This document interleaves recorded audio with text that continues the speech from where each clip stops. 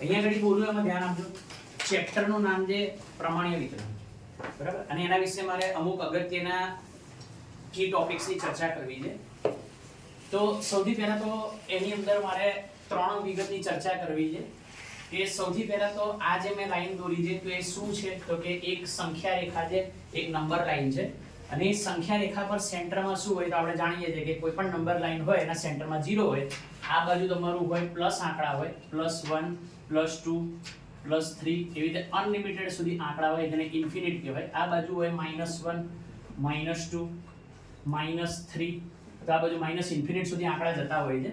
અને જ્યારે પણ એની ઉપર ગ્રાફ દોરવામાં આવે, ગ્રાફ પણ અલગ અલગ પ્રકારના હોય છે, બરાબર છે. તો એની અંદર અત્યારે હું જે તમને ગ્રાફની ચર્ચા કરી રહ્યો છું એ વક્ર ગ્રાફની ચર્ચા કરી રહ્યો છું. તો એ જે ગ્રાફ જ્યારે પણ એની પર દોરવામાં આવે તો એ ગ્રાફ કંઈક આ રીતે દોરાતો હોય છે.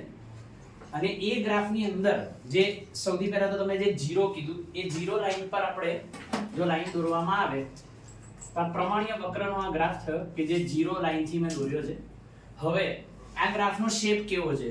તો આ ગ્રાફનો શેપ જે છે એ ઘંટાકર્ણ આકાર છે, જેને બેલ શેપ કહેવાય. કયો શેપ કહેવાય ને? Bell shape. મંદિરનો જે ઘંટ છે એનો આકાર તમને જોવા મળે છે, બેલ શેપ આ ગ્રાફ છે.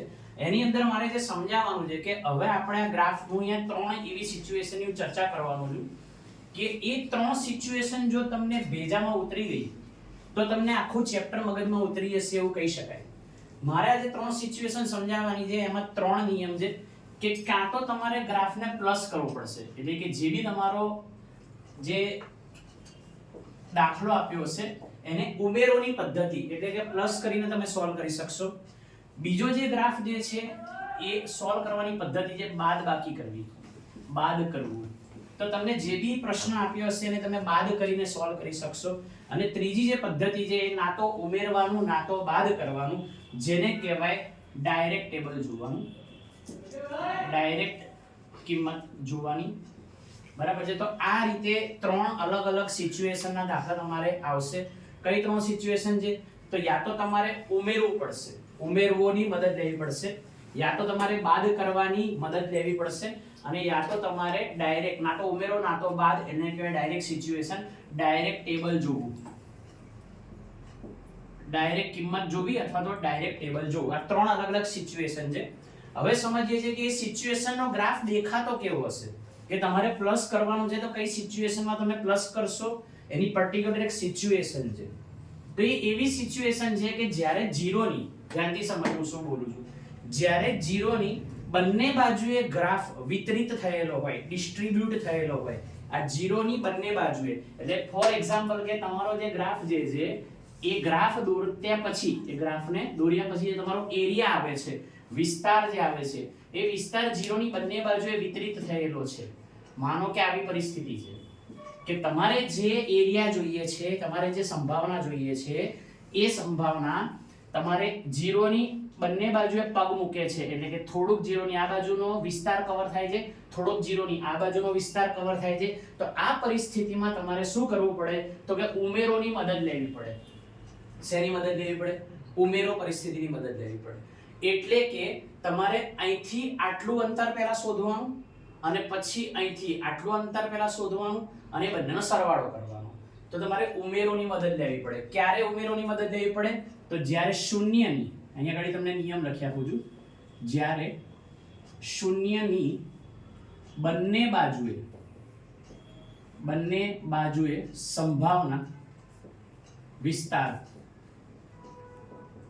વિતરિત થયેલ હોય, વિતરિત થાય ત્યારે, જ્યારે શૂન્યની બંને બાજુએ વિસ્તાર, સંભાવના વિસ્તાર વિતરિત થયેલો હોય તો પહેલા આટલું શોધવાનું, પછી આટલું શોધવાનું, અને બંનેને પ્લસ કરી દેવાનું. ત્યારે તમારે પ્લસની મદદ લેવાની, બરાબર. હવે માઇનસની મદદ ક્યારે લેવાની એ નિયમ સમજીએ છીએ.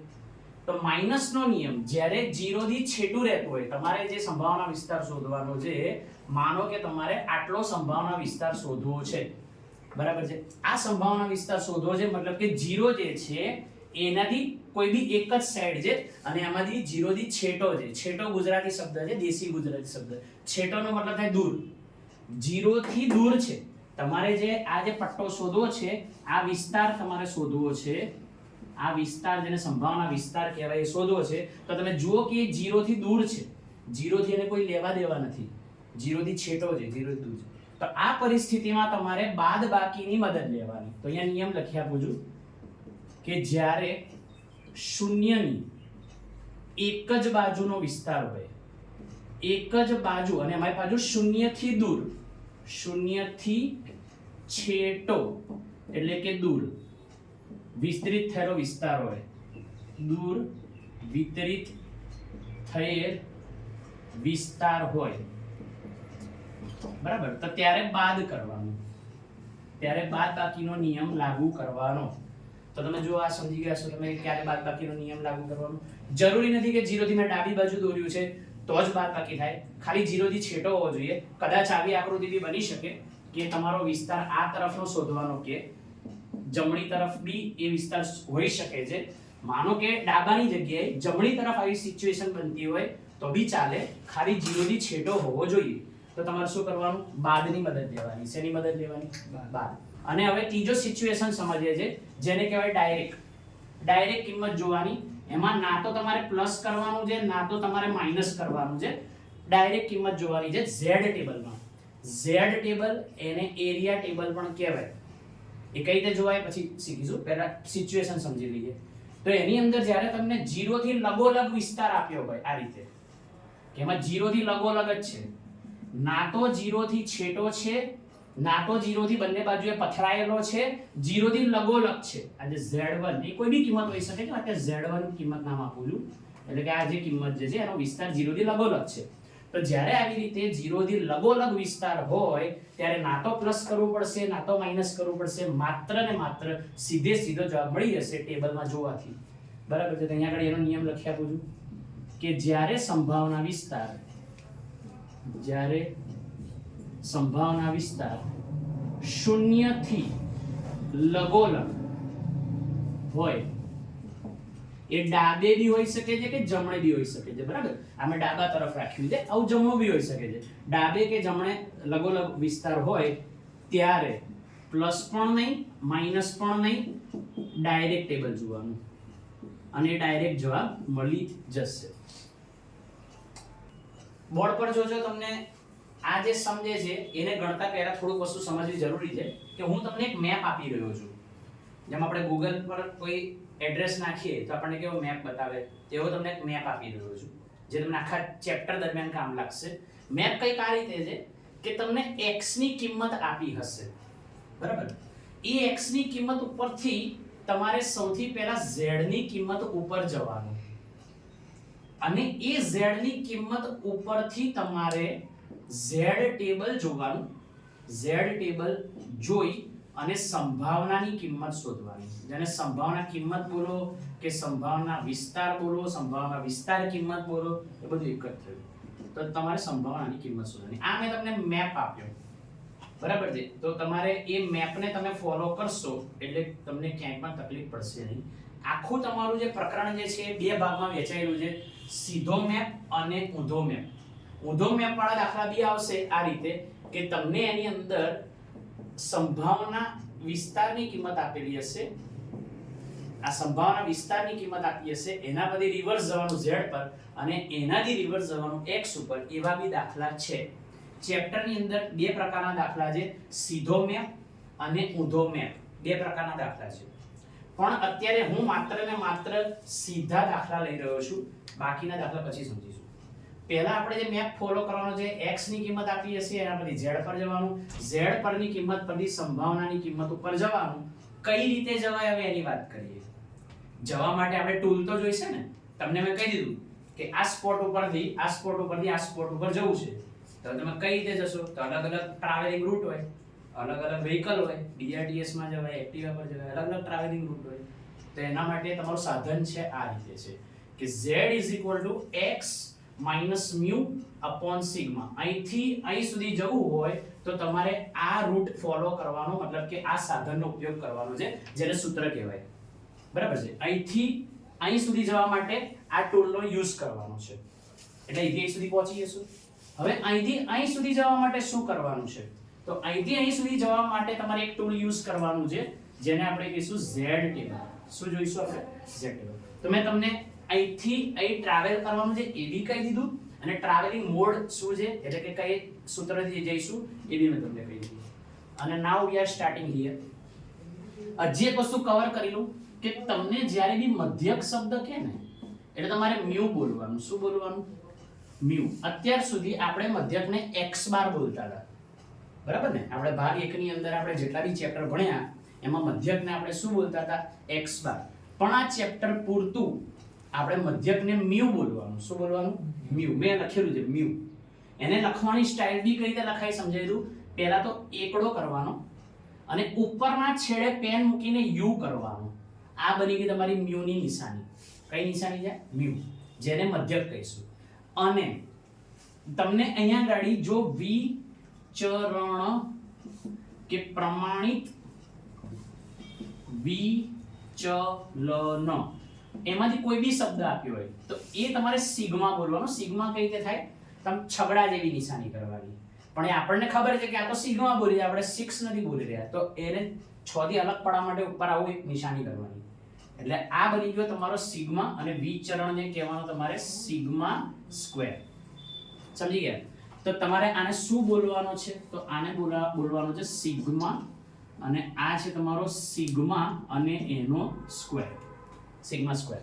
તો મેં પહેલા તો નિશાનીઓની ચર્ચા કરી દીધી કે આપણે કઈ નિશાની યુઝ કરવાની છે.